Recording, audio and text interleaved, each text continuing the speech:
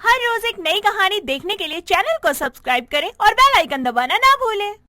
केसरी लाल अपने घर के दरवाजे पर टकटकी लगाए हॉल में चक्कर काट रहा होता है। उससे रहा नहीं जाता तो वो अपने घर के बाहर आ जाता है। तभी देखता है कि सामने रहने वाली इंदुमती हाथ में छोटी सी कटोरी लिए उसके घर की तरफ आ ही रही होती है कि तभी वहाँ से गुजर रही कांता नाम की पड़ोसन इंदुमती से बातें करने लगती है।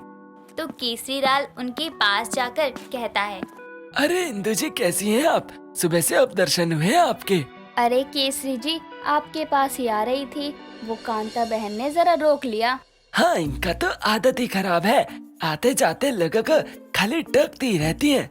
हाँ तो आपका क्या जाता है केसरी भाई साहब, आपको तो कभी टोका नहीं मैंने। कांता बहन, कितनी बार बोले हैं हमरा पूरा नाम लिया करो, केसरी लाल। ऐसा क्यों? इंदुमती को तो आपने केसरी कहने पर नहीं टोका, मेरे ही केसरी कहने पर आपको दिक्कत होती है। अब हम इंदुमती जी को प्यार से इंदु जी कहते हैं और वो हमें प्यार से केसरी जी कहती हैं। लेकिन आपका नाम तो पहले ही छोटा है, तो उसको प्यार से और छोटा नहीं कर सकते ना। ठीक है, लेकिन ये उम्र नहीं है आपके प्यार से नाम लेकर बुलाने की। हाय दैया, बुढ़ापे में कैसे बच्चों की तरह बहस कर रहे हैं आप दोनों। केसरी जी, ये लीजिए गाजर का हलवा। वाह वाह, आपके हाथों का बना गाजर का हलवा, आज तो हमारा दिन ही बन गया। जरा इस हलवे को बनाने वाले अपने सुंदर हाथ तो आगे कीजिए। अरे पर क्यों? इंदु जी, करिए तो सही। इंदुमती अपने हाथ आगे करने ही जा रही होती है कि तभी कांता उसका हाथ पकड़ वहाँ से जाने के लिए मुड़ती है। ये देखकर केसरी लाल कांता के पैरों के आगे अपना पैर अड़ा देता है, जिससे वो टकराकर गिरने ही वाली होती है। लेकिन इंदुमती उसे संभाल लेती है। क्या कांता बहन, लगता है बुढ़ापे में टांगे लड़खड़ा रही हैं आपकी। खैर, हम चलते हैं, इंदु जी आएंगे आपके घर कटोरी वापस करने।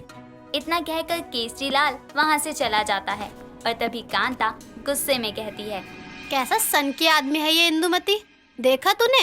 एक तो खुद पैर अड़ाकर मुझे गिराता है, ऊपर से कहता है कि बुढ़ापे में मेरी टांगे लड़खड़ा रही हैं। ओहो, छोड़ ना, उम्र का लिहाज कर और गुस्सा छोड़। वो सन की नहीं है, बेचारे हैं, देखना बुढ़ापा अकेले काट रहे हैं। तुझे बड़ा तरस आता है, तभी तो इसे प्यार से केसरी जी कहती है। काहे का प्यार, वो तो पूरा नाम बोलने में आलस आता है मुझे, इसलिए केसरी कहकर बात खत्म करती हूँ बस। चल तू अब घर चल, चाय पिलाती हूँ तुझे।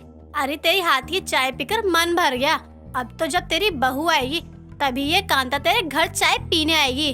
हाँ, अभी चलती हूँ फिलहाल। जिसके बाद दोनों ही अपने अपने घर चली जाती है। इंदुमती के पड़ोस में ही रहने वाला केसरी लाल अपना बुढ़ापा अकेले ही काट रहा था। उसे अकेले पार्क में टहलते देख इंदुमती यूं ही उससे बातें कर लिया करती थी, जिसके कारण केसरी लाल के दिल में, जी हाँ, इस उम्र में भी उसके दिल में इंदुमती के लिए अच्छा एहसास होने लगा था। इसलिए जब भी कोई उसकी और इंदुमती की बातों के बीच में आता तो वो गुस्से में अजीब सी हरकतें किया करता, जैसा कि उसने पड़ोसन कांता के साथ किया। इस बात से अनजान इंदुमती अपने एक लौते बेटे की शादी सुरभि नाम की लड़की से करवा देती है। एक रोज सुरभि बगीचे की सफाई कर रही होती है तो देखती है कि सामने अपने घर के बाहर बैठा केसरी लाल बहुत देर से उसके घर की तरफ ही घूर रहा होता है।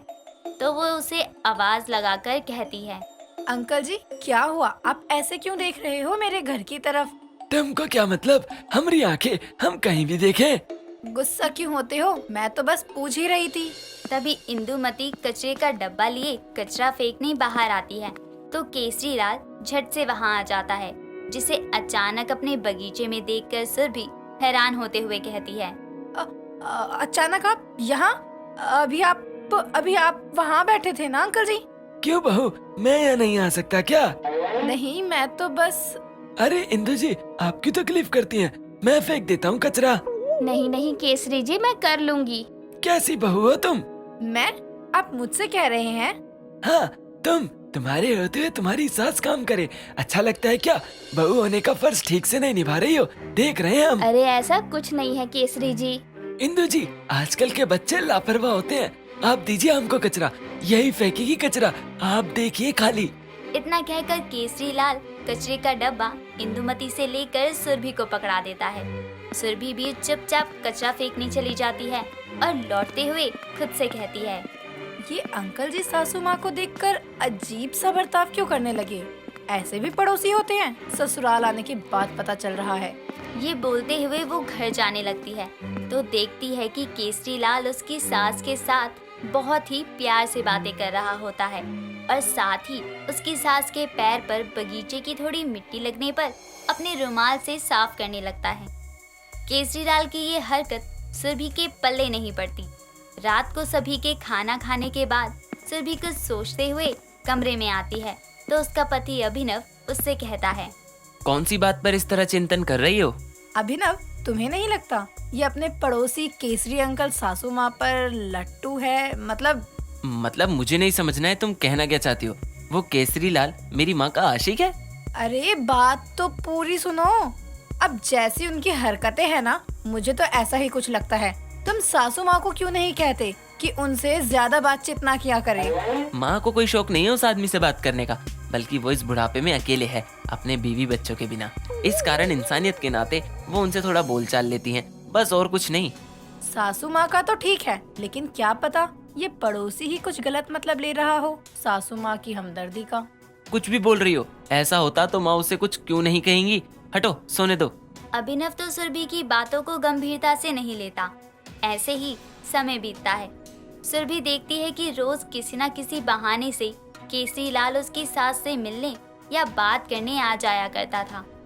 एक रोज गली की सभी औरतें सब्जी वाले से सब्जी ले रही होती हैं तो सब्जियां छाट रही इंदुमती के हाथों से सब्जी वाला सब्जी लेकर किसी और को दे देता है तो केसरी गुस्से में उस सब्जी वाले को इतनी सी बात के लिए एक के बाद एक थप्पड़ मारता रहता है और जब इंदुमती उसे रोकती है तो ही वो शांत होता है। ये देखकर कांता सुरभि से कहती है, ये आदमी सन की है, पक्का सन की है। हाँ आंटी जी, सन की भी है और सासू माँ का आशिक भी, क्योंकि उन्हें कुछ भी होने पर वो पागलों की तरह गुस्सा करते हैं। उनकी ये बातें इंदुमती भी सुन लेती है और गुस्से में कहती है, बहू, ये क्या बकवास कर रही है तू? सासू माँ वो सही कह रही है तेरी बहू, ये केसरी लाल तेरा सन की आशिक ही है। देखा नहीं तूने आज इसका सन की पना, तूने रोका तो शांत हुआ।